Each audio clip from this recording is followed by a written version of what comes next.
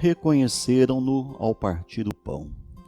Lucas 24, versículos de 13 a 35. Naquele mesmo dia, o primeiro da semana, 2 dos discípulos de Jesus iam para um povoado chamado Emaús, distante 11 quilômetros de Jerusalém. Conversavam sobre todas as coisas que tinham acontecido. Enquanto conversavam e discutiam, o próprio Jesus se aproximou e começou a caminhar com eles.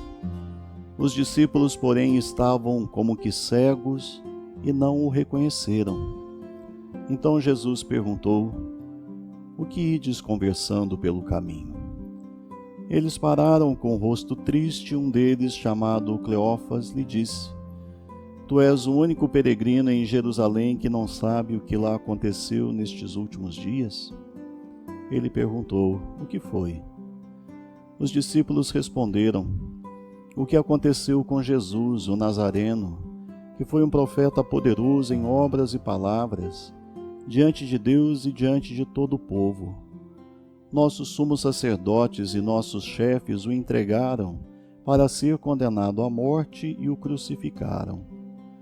Nós esperávamos que ele fosse libertar Israel, mas apesar de tudo isso, já faz 3 dias que todas essas coisas aconteceram. É verdade que algumas mulheres do nosso grupo nos deram um susto. Elas foram de madrugada ao túmulo e não encontraram o corpo dele. Então voltaram dizendo que tinham visto anjos e que estes afirmaram que Jesus está vivo. Alguns dos nossos foram ao túmulo e encontraram as coisas como as mulheres tinham dito. A ele, porém, ninguém o viu." Então Jesus lhes disse: "Como sois sem inteligência e lentos para crer em tudo o que os profetas falaram? Será que o Cristo não devia sofrer tudo isso para entrar na sua glória?" E começando por Moisés e passando pelos profetas, explicava aos discípulos todas as passagens da Escritura que falavam a respeito dele. Quando chegaram perto do povoado para onde iam, Jesus fez de conta que ia mais adiante. Eles, porém, insistiram com Jesus, dizendo: "Fica conosco, pois já é tarde e a noite vem chegando." Jesus entrou para ficar com eles. Quando se sentou à mesa com eles, tomou o pão, abençoou-o, partiu e lhes distribuía. Nisso os olhos dos discípulos se abriram e eles reconheceram Jesus. Jesus, porém, desapareceu da frente deles. Então um disse ao outro: "Não estava ardendo o nosso coração quando ele nos falava pelo caminho e nos explicava as Escrituras?" Naquela mesma hora eles se levantaram e voltaram para Jerusalém, onde encontraram os 11 reunidos com os outros. E estes confirmaram: "Realmente o Senhor ressuscitou e apareceu a Simão." Então os 2 contaram o que tinha acontecido no caminho e como tinham reconhecido Jesus ao partir o pão.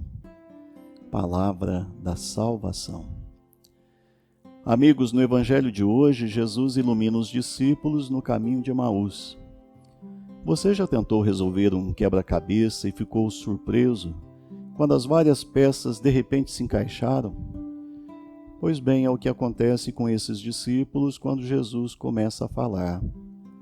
Como vocês demoram a acreditar em tudo que os profetas anunciaram? O Messias não teve que passar por tudo isso para entrar na sua glória?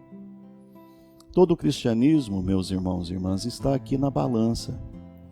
Os discípulos não entenderam a princípio. Eles não entenderam o segredo, o mistério, a chave, o padrão. E o que foi isso? O amor autoesvaziador de Deus até a morte. O ato de Deus de tomar sobre si os pecados do mundo para tirá-los. O mistério da redenção pelo sofrimento. Jesus explica isso primeiro com referência aos profetas, mas então ele o torna tão vividamente presente para eles quanto pode.